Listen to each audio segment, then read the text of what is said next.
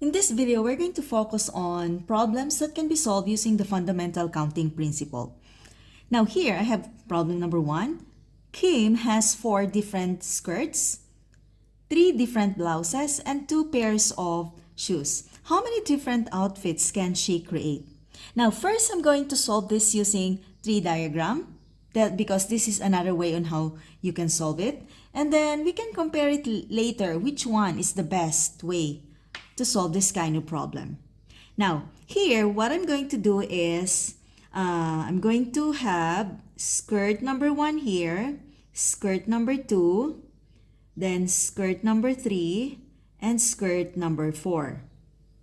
Now, using the diagram, I have 4 choices for skirts, right? And I have 3 choices for blouse or blouses.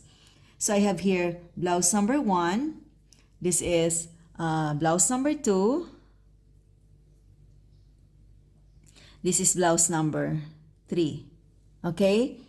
Now, here, for shoes, I have 2 choices.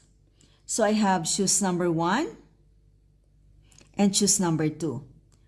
So for blouse number 2, I can also wear shoes number 1 and 2. Same here, 1 and 2. Now, here, if you're going to wear skirt number 2, you can pair it also with blouse number 1, blouse number 2, and blouse number 3. For blouse number 1, you can wear shoes 1 or shoes number 2. Same here, 1 or 2, 1 or 2. For skirt number 3, same, 1, 2, 3. Then for shoes, you have 1 and 2, 1 and 2. Here, 1 and 2. Last one, if you're going to wear skirt number 4, same thing. Blouse number 2,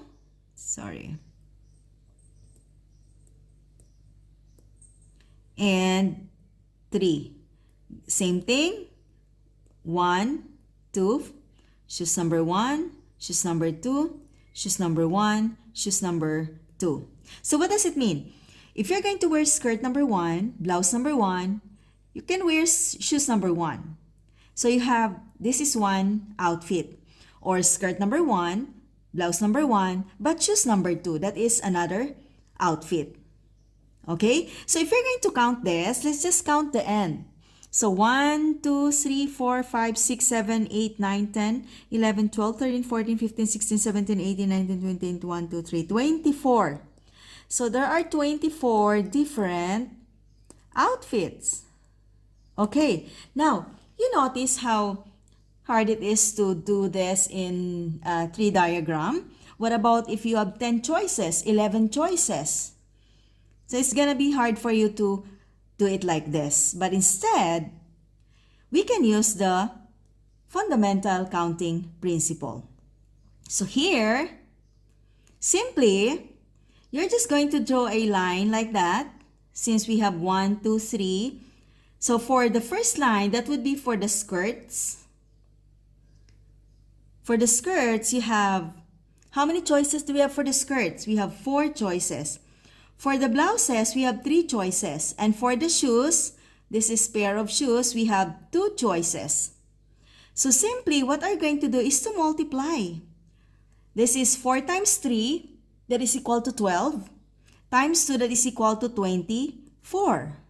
So 4 times 3 times 2, 24, which is the same as this, 24 different outfits.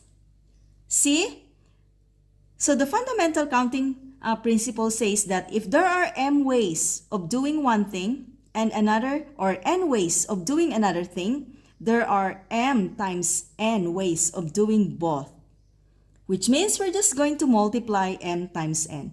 In our case, we have 3 here, the skirts, the blouses, and the shoes. So it means we can have m times n times p. Okay, so it doesn't limit only for 2 things. You can have 3, 4, 5, or many things that you want. Okay, so now in my next example, we're just going to solve this using the fundamental counting principle. We're not going to do the diagram anymore.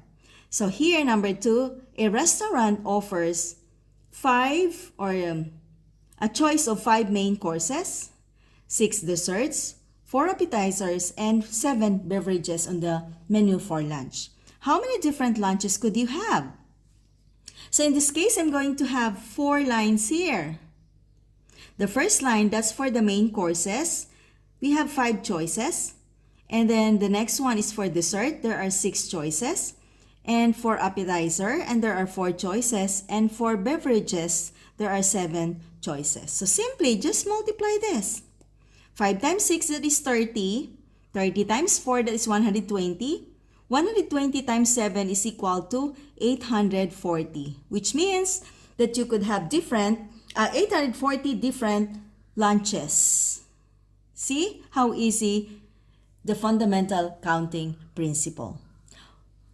In my next video, I'm going to show more examples on this. So please don't forget to subscribe to my channel and watch my next video. Thank you for watching. Bye.